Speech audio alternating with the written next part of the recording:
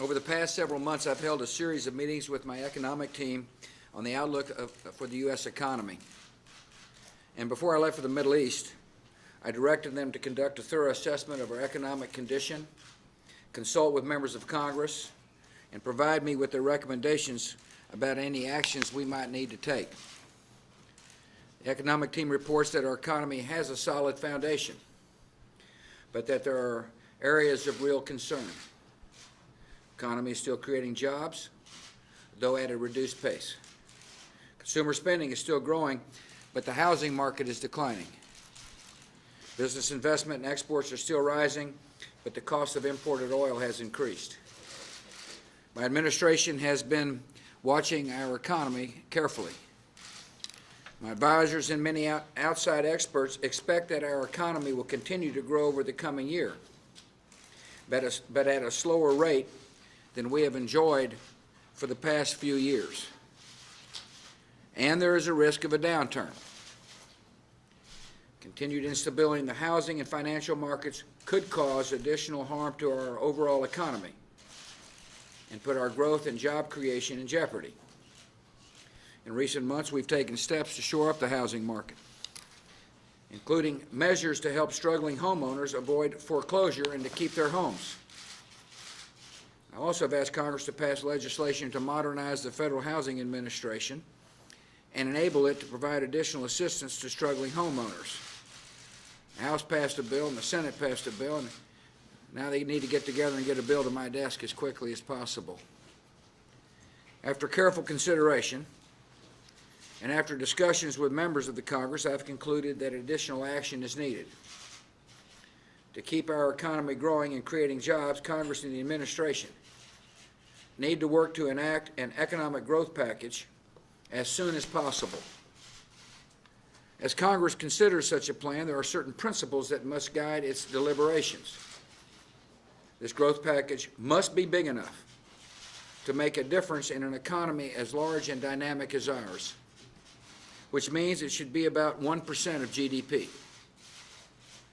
This growth package must be built on broad-based tax relief that will directly affect economic growth, and not the kind of spending projects that would have little immediate impact on our economy. This growth package must be temporary and take effect right away so we can get help to our economy when it needs it most. And this growth package must not include any tax increases. Specifically, this growth package should bolster both business investment and consumer spending, which are critical to economic growth. And this would require two key provisions. To be effective, a growth package must include tax incentive for American businesses, including small businesses, to make major investments in their enterprises this year. Giving them an incentive to invest now will encourage business owners to expand their operations, create new jobs, and inject new energy into our economy in the process. To be effective, a growth package must also include direct and rapid income tax relief for the American people.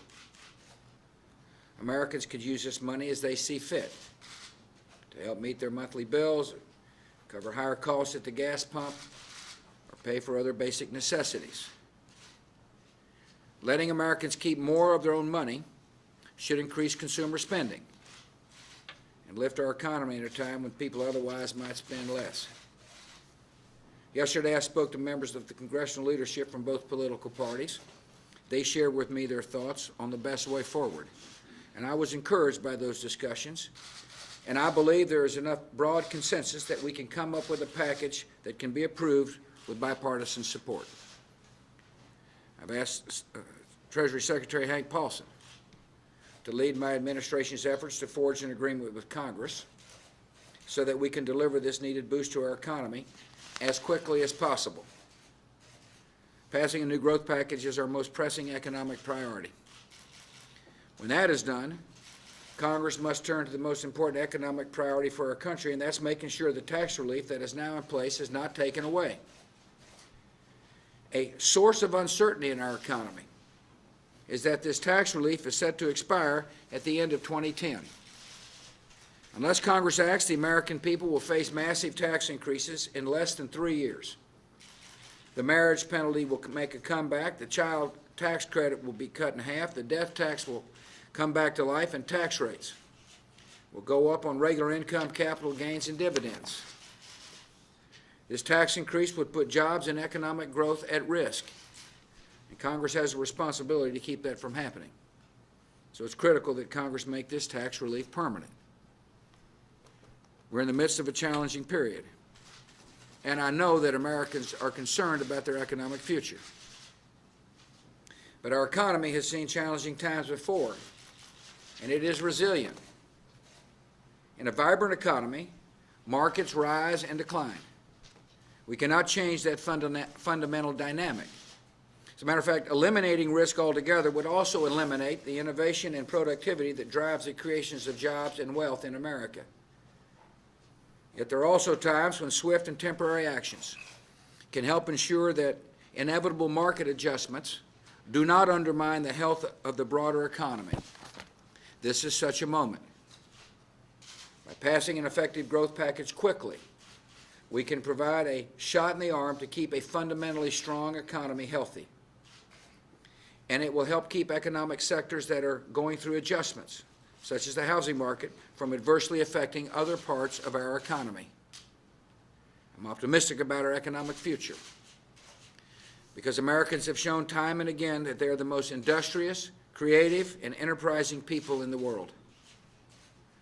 That's what has made our economy strong, and that is what will make us stronger in the challenging times ahead. Thank you.